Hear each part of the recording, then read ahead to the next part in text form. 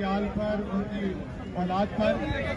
अच्छा, एक तो खामोशी रखिए, अब तमाम लोग खामोशी रखें, नारे आखिर पे लगाइएगा, अपनी फीडबैक काइंडली आखिर पे दीजिएगा। मैं 5 मिनट की बात करूंगा, लंबी बात नहीं करूंगा। जो 5 मिनट बात करूंगा वो प्लीज खामोश होकर बात सुनिएगा। जो भी आपकी फीडबैक है वो आखिर पर डिस्कस करेंगे, तो इसलिए जरा खामोशी से। उसकी वजह यह है कि साउंड सिस्टम बहुत ज्यादा ताकतवर नहीं है, पीछे आवाज नहीं जाती। जब आप शोर शुरू कर देते हैं तो पीछे खड़े लोग जो हैं वो सुन नहीं पाते। तो एक तो मेहरबानी करके खामोशी रखिए। देखिए, आज पाकिस्तान 75 साल से एक ही चीज फेस कर रहा है, और वो फेस कर रहा है कि किसी सूरत 3 स्टेक होल्डर्स जो हैं उनको पाकिस्तान की सियासत में नहीं आने देना। उसमें एक स्टेक होल्डर है पाकिस्तान की मिडिल क्लास। मिडिल क्लास लोग पढ़े लिखे होते हैं, उनके कोई लंबी चौड़ी फैक्ट्रियां, उनके कोई लंबे चौड़े प्लांट्स, ठेके, और वो रिमोट कंट्रोल एस्टैब्लिशमेंट और दूसरों के हाथ में नहीं होते। इसलिए मिडिल क्लास लोगों को आप उस तरीके से ब्लैकमेल नहीं कर सकते मादरत, जैसे जहांगीर तरीन जैसे लोगों को आप कर सकते हैं, और रिमोट कंट्रोल से उनसे जो मर्जी फैसला करवा सकते हैं। फिर दूसरी साजिश है पाकिस्तान की औरतों के खिलाफ। 50% आपके यहां औरतों की पॉपुलेशन है। औरतें ज्यादा शऊर रखती हैं मर्दों की निस्बत, लेकिन औरतों को पिछले 75 साल में पाकिस्तान की पॉलिटिक्स के अंदर दाखिल नहीं होने दिया गया। वजह क्या थी? पॉलिटिक्स गंदा काम है, इज्जतदार खातून जाएगी, कोई इधर से धक्का देगा, कोई इधर से पकड़ेगा, कोई इधर से बेहुरमती करेगा, तो औरतों ने सियासत में जाना बंद कर दिया। दूसरी कामयाबी हो गई। तीसरी कामयाबी यह थी कि जो कोई आवाज उठाए, अगर तो जावेद चौधरी जैसा जर्नलिस्ट हो तो ठीक है, जो नई साइंस दे कि बाथरूम के अंदर टूटी चलाकर अगर आप फोन पर बात करें तो आपकी लोकेशन ट्रेस नहीं होती। ये मैं एप्पल वालों को भेज चुका हूं। खामोश रहना, मैंने पहले आपको कहा था खामोश रहना है। पहले मैं एप्पल वालों को भेज चुका हूं कि आपकी लोकेशन सर्विस काम नहीं करती टूटी चलने से। अब मुझे यह नहीं पता कि वो जेदा जी किस टूटी की बात करते हैं। तो इस तरह की जो घटिया सहाफत है, ये हमारे अगर सर पे सवार रहे तो खुश हैं, लेकिन अगर अरशद शरीफ होगा तो मार दिया जाएगा, अगर इमरान रियाज होगा तो चुप करवा दिया जाएगा। तो इसलिए ये जो 3 काविशें हो रही थी, इन तीनों काविशों के ऊपर कोशिश ये थी कि पाकिस्तान के लोगों को सियासत से बाहर रखें। इमरान खान का असल कसूर क्या है? कहते हैं इमरान खान ने क्या किया? इमरान खान ने पहले, बीबी जरा खामोश रहिएगा, इमरान खान ने 3 वर्ल्ड क्लास हॉस्पिटल कैंसर के बना के दिए, जिसमें गरीब लोगों का फ्री इलाज होता है। उससे पहले इमरान खान ने वर्ल्ड कप जीत के दिया। उसके बाद इमरान खान ने 2 वर्ल्ड क्लास यूनिवर्सिटीज पाकिस्तान में बना के दी, जहां पर गरीबों के बच्चों को फ्री तालीम दी जाती है। इस सबसे बड़ा कंट्रीब्यूशन जो इमरान खान ने किया, वो किया कि इमरान खान ने 2 पार्टी सिस्टम जो अशराफिया का बना हुआ था उसे तोड़ा। मेरे जैसे, जरताज गुल जैसे, मुराद सईद जैसे और बहुत सारे जो आपने अकाबरीन देखे, उनको शख्स से शख्सियत बनाया, उन्हें एक आम सिटीजन से उठा के लीडर बनाया और मिडिल क्लास के लोगों को गवर्नेंस के अंदर शामिल किया। वो जो चंद घराने थे पाकिस्तान के अंदर, सियासत और गवर्नेंस जिनका इस्तेहकाक समझा जाता था, हमने जाके उन पर सवाल उठाए। क्योंकि इमरान खान, मैंने एक दफा खान साहब को ये कहा, हम बैठे हुए थे, हुकूमत गिर चुकी थी, तो मेरे से उन्होंने पूछा कि ये क्या हुआ है, तुम्हारी क्या कैलकुलेशन है? मैंने कहा जी हुआ ऐसे है कि आप अर्तुगरुल थे और हम बमसी शमसी थे आपके साथ, पहाड़ों से आप उतरे हैं, पता हमें किसी चीज का शुरू में था नहीं कि इन्होंने क्या क्या साजिशें की हुई हैं, और हमने दावा बोल दिया है, और दावा बोला हमने इनकी चोरी के ऊपर। हम आप जनाब से निकल के इनको सवाल पूछ रहे हैं, हमने चोर को चोर कहा है, हमने बदकार को बदकार कहा है। तो इसलिए पूरा सिस्टम जो है वो आपके खिलाफ हो गया है। अब आप कहते हैं ये इदारा आपके खिलाफ है, वो इदारा आपके खिलाफ है, इसका नाम लें, उसका नाम लें। ऐसा नहीं है, ये चंद करैक्टर होते हैं जो सामने आते हैं। बुनियादी तौर पर ये एलीट कैप्चर्ड सोसाइटी है।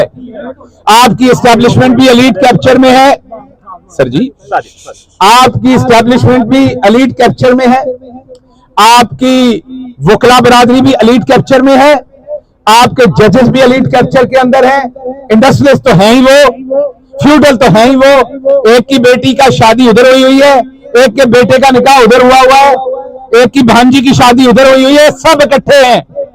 तो जब मिडिल क्लास इमरान खान और उसकी पार्टी ने चेंज लाने की कोशिश की तो ये पूरा सिस्टम जो है, इस पूरे सिस्टम तुसी या तो उत्ते आ जाओ या मैनू धक्का ना दियो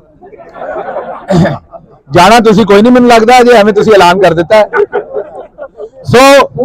एक तो ये जहन में रखिए कि ये मिडिल क्लास की जो पार्टी है इसके खिलाफ सिर्फ और सिर्फ पाकिस्तान की एलीट है। हर सूरत इमरान खान को हटाया जाना है। ये लोग जो छोड़ के गए हैं ये कैमरों के सामने तो शर्मिंदा होते हैं और शाम में 5 स्टार होटल्स में खाने खा रहे होते हैं, वहां दांत निकाल रहे होते हैं। ये तमाम अशराफिया का हिस्सा है, ये छोड़ के जाने वाले अशराफिया के हिस्सा थे। अब आप कह रहे हैं कि फिर आपके साथ क्यों थे, आपने ने क्यों रखा हुआ था। देखिए अल्लाह ने भी हर तरह के इंसान पैदा किए हुए हैं, अल्लाह की जात भी आपको मौका देती है बंदे का पुत्र बनने का।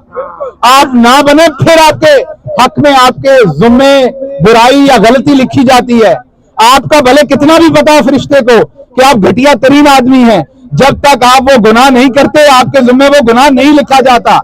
इसी तरह पॉलिटिकल पार्टीज में भी जो लोग हमारे साथ थे, हम ये ख्याल करते थे कि वो इमरान खान के नजरिए के ऊपर क्लीन हो चुके होंगे, लेकिन वो नहीं थे अनफॉर्चुनेटली। और आपको ये लगता होगा हमें इनकी करतूत का पहले से नहीं पता था, बिल्कुल पता था। इमरान खान साहब के साथ मेरी कई दफा बात हो चुकी थी, हमें बहुत सारों का पता था। और कुछ बेचारे प्रेशर में गए, आप सबको पता है किस तरीके के प्रेशर्स डाले गए, किस तरीके से फैमिलीज को मजबूर किया गया, बेटियों को औरतों को बीच में लाके लोगों से पार्टियां छुड़वाई गई। लेकिन मैं आपके जुम्मे एक बात कहता हूं, वो ये है कि आपने हौसला नहीं हारना। कप्तान को मुल्क छोड़ने की ऑफर हो चुकी है, आप में से भी बहुत सारे मशवरा देते हैं कप्तान को ये कहें कि मुल्क छोड़ दें। खामोश रहिएगा। आपको ये भी बता दूं कि कप्तान को ये भी कहा गया कि एनआरओ ले लें, पार्टी छोड़ दें, पीछे हो जाएं। कप्तान ने सिर्फ एक जवाब दिया है, ना मैं नवाज शरीफ हूं, ना मैं आसिफ जरदारी हूं कि एनआरओ करूं। मैं वजीर आजम बनने के लिए सियासत नहीं कर रहा। आप ज्यादा से ज्यादा मुझे जेल में डालेंगे, मुझे जान से मार देंगे, मैं दोनों चीजों के लिए तैयार हूं। इसलिए कप्तान डट चुका है, वो अपने हक के लिए लड़ेगा। आपने 1 इंच जगह नहीं छोड़नी। आपने जिस जगह पे आप डटे हुए हैं उस जगह पे आपने डटे रहना है। आप एक बात ध्यान में रखिएगा कि जो ओवरसीज पाकिस्तानी है वो पाकिस्तान का रोशन तरीन चेहरा है, वो पाकिस्तान के सबसे बाशऊर लोग हैं। जो घटिया हरकत इन दोनों पार्टीज ने ओवरसीज पाकिस्तानियों के साथ की, वोट का हक इनसे छीन लिया, इलेक्शन लड़ने का हक इनसे छीन लिया, हमें ऐसे ट्रीट किया जाता है जैसे हम गद्दार हों वहां पर। और खुद इनके सारे टब्बर लंदन के अंदर बैठते हैं और कहते हैं हमारे ऊपर पाकिस्तान का कानून नहीं लगता क्योंकि हम तो अब लंदन के शहरी हैं। और जो एक नॉर्मल ओवरसीज पाकिस्तानी है उसको क्या कहा जाता है, इसकी हुब्बुल वतनी पे शक है, ये किसी का एजेंट है। मैंने पिछले दिनों यहां का कानून रिक्वायर करता है कि आप अगर किसी और पॉलिटिकल पार्टी के लिए, बैरून मुल्क पॉलिटिकल पार्टी के लिए यहां कोई काम करते हैं तो अपने आप को यहां डिपार्टमेंट ऑफ जस्टिस में रजिस्टर्ड करें।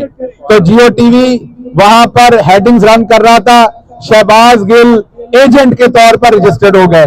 मैं तो फुफी का एजेंट नहीं बनया, मैं इमरान खान का एजेंट बनया थे।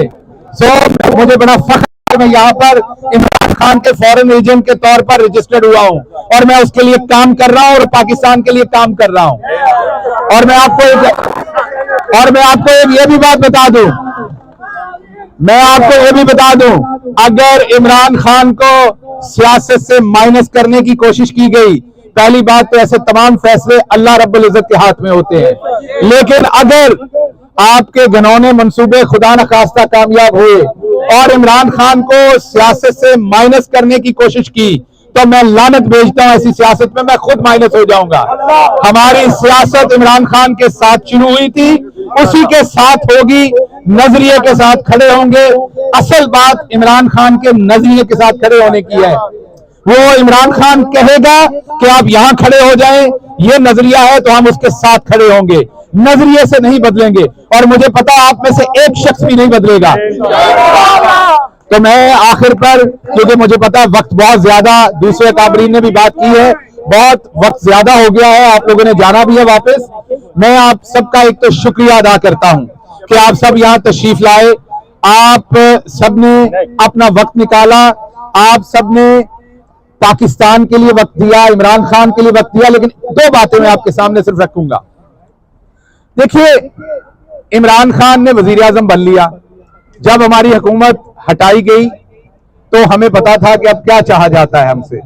चाहा यह जाता होता है कि जब किसी को निकाल बाहर किया तो अगले 5 साल वो इंतजार करे, जो ताकतवर हल्के हैं वो जिन घोड़ों को भगाना चाहते हैं उन्हें भागने दें, अभी उनके डंडे को पकड़ के उससे हमें मारा जाए। 5 साल के बाद फिर ताकतवर हल्कों की उनसे बिगाड़ पैदा हो जाएगी और फिर हमारा डंडा पकड़ के उनको मारा जाएगा, फिर हमें वापस ले आया जाएगा। तो हमें पता है 4-5 साल के बाद इस तरीके से हमने भी हुकूमत में वापस आ जाना था, लेकिन इमरान खान ने इनकार कर दिया। हम इस एनआरओ डील का हिस्सा बनने वाले नहीं हैं। जो हमारे कमजोर लोग थे वो छोड़ चुके हैं, जो बाकी खड़े हैं वो खड़े हैं, और उनमें से अगर 1, 2, 4 जाएंगे भी तो फर्क नहीं पड़ेगा, क्योंकि उनकी जगह पर 25 करोड़ पाकिस्तानी इमरान खान के साथ खड़ा है। आज पीएमएल-एम के एमएनएज हर जगह पर ये कह रहे हैं कि हमारे, ये मैं खुदा की कसम झूठ नहीं बोल रहा, वो कह रहे हैं कि हमारे अपने घर वालों ने इस दफा में वोट नहीं देना, इमरान खान को वोट देना है। अभी आपको मैं ये बताऊं कि ओवरसीज पाकिस्तानी, आप पूछते हैं जी यहां खड़े होने से क्या हो गया, वहां खड़े होने से क्या हो गया। ये यूएन के सामने प्रोटेस्ट अहमद साहब ने और उनके साथियों ने और अमजद साहब खड़े हैं, यहाँ पर हमारे दूसरे पीटीआई के अकाबरीन हैं, इन्होंने यहाँ अरेंज कर लिया, टाइम स्क्वायर पे कर लिया, सैन फ्रांसिस्को था मैं पिछले दिनों, अभी कनाडा में अटवा के अंदर हो रहा है बुध वाले दिन। या इससे क्या निकाल लेंगे आप लोग? मैं आपको बताता हूं इससे क्या निकलेगा। सबसे पहले तो इंपोर्टेड हुकूमत के ऊपर इतना प्रेशर आया है कि उन्होंने यूके के प्राइम मिनिस्टर को खत लिखा है और ये बताया है कि पाकिस्तान में खवातीन की इज्जत मसाली हो रही है, पाकिस्तान के अंदर जमहूरियत मसाली फल फूल रही है, पाकिस्तान के अंदर नहीं, खामोश रहा करें जरा, थोड़ा सा तकरीर के आदाब होते हैं, तकरीर सुना करें अगले बंदे की। जब आप बोलते हैं तो इंटरप्ट हो जाता है काम, नारे जरूर लगाएं लेकिन बात पूरी करने दें। तो रशीद साहब जो प्राइम मिनिस्टर हैं यूके के, उनको खत लिखा है कि जमहूरियत जो है वो बिल्कुल पनप रही है, पाकिस्तान के अंदर रूल ऑफ लॉ है, डेमोक्रेसी जो है वो बिल्कुल एक्सट्रीम के ऊपर चल रही है, जबरदस्त है। ये क्यों खत लिखना पड़ा है? ये खत इसलिए लिखना पड़ा है कि प्रेशर आना शुरू हो गया है।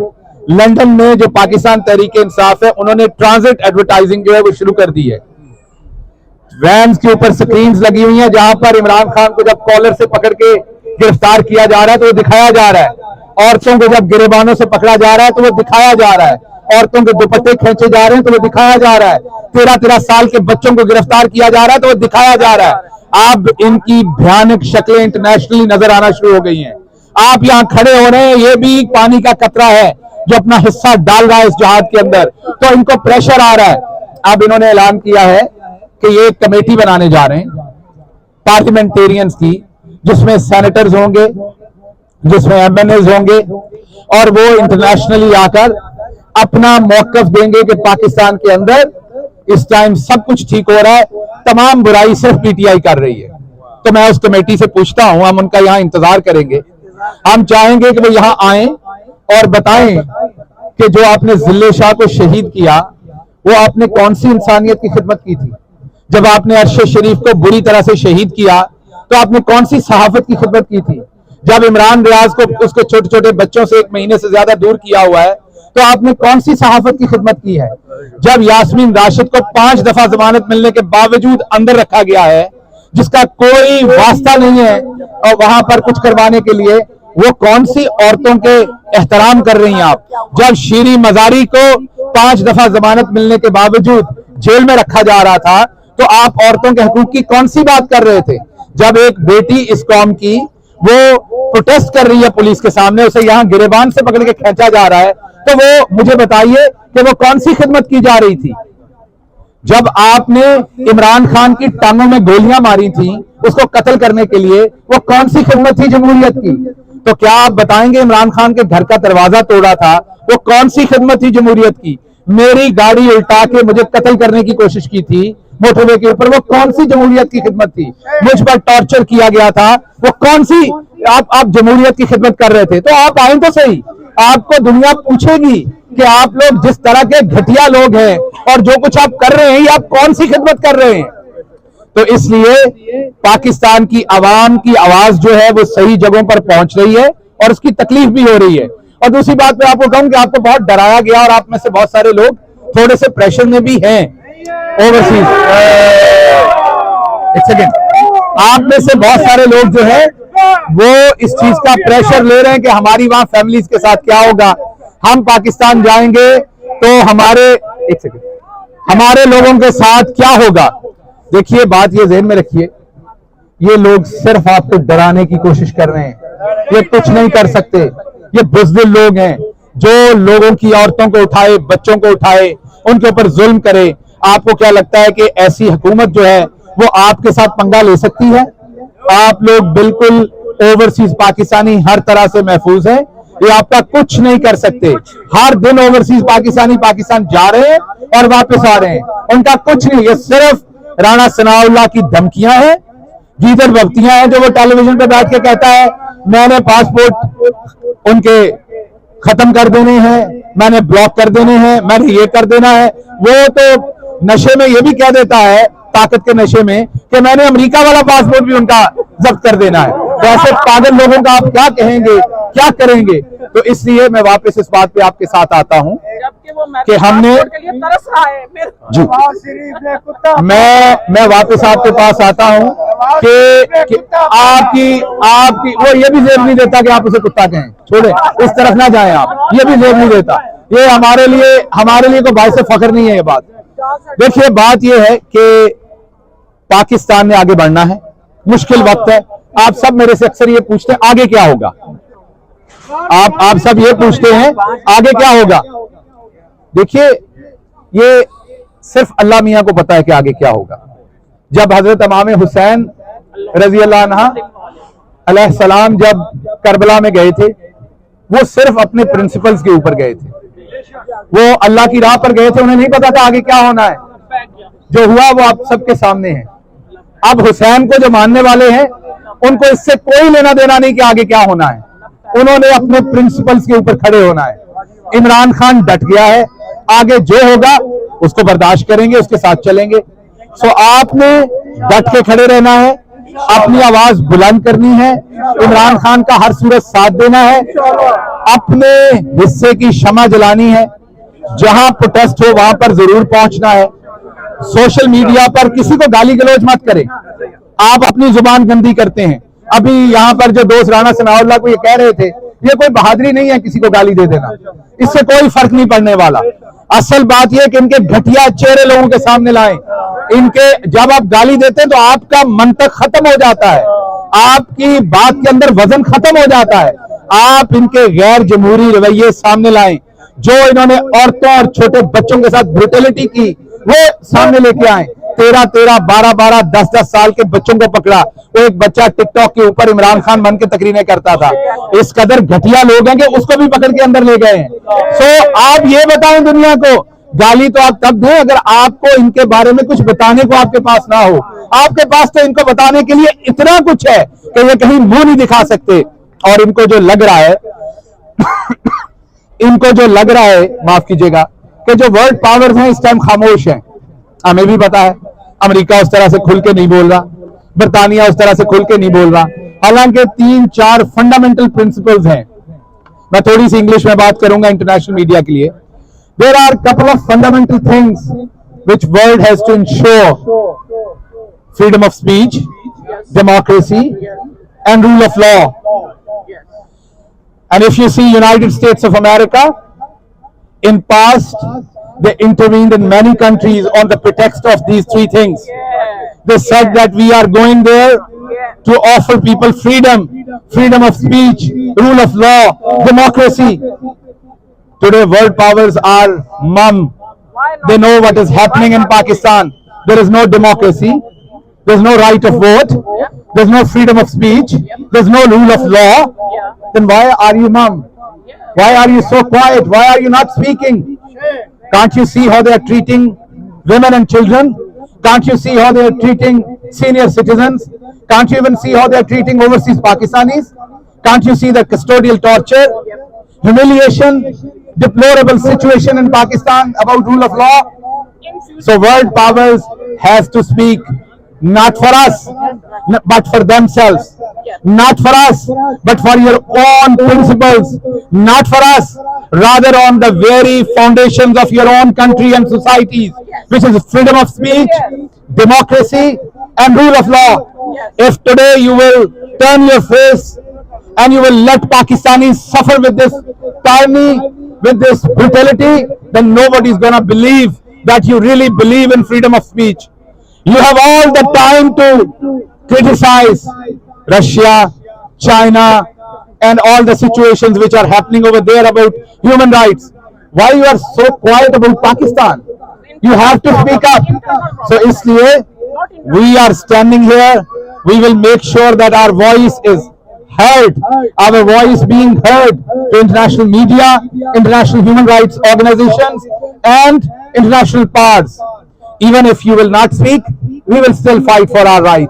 We will not give up. But then history will remember. History will remember when Pakistanis were giving away their lives, when Pakistani women were under custodial torture, under brutal treatment. You were quiet. So history will never forgive you. So speak up before it's too late. मैं वापस आपकी तरफ आता हूं. आप सबका मैं बहुत शुक्रिया अदा करता हूं एक दफा फिर. आप पाकिस्तान का रोशन चेहरा है.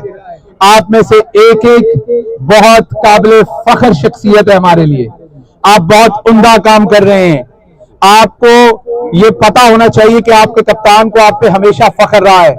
मैंने पाकिस्तान में किसी शख्स को ओवरसीज पाकिस्तानियों के लिए उतना कंसर्न, उतना फ्रेंडली, उतना पॉजिटिव, उतना हमदर्द नहीं देखा जितना मैंने इमरान खान को देखा है.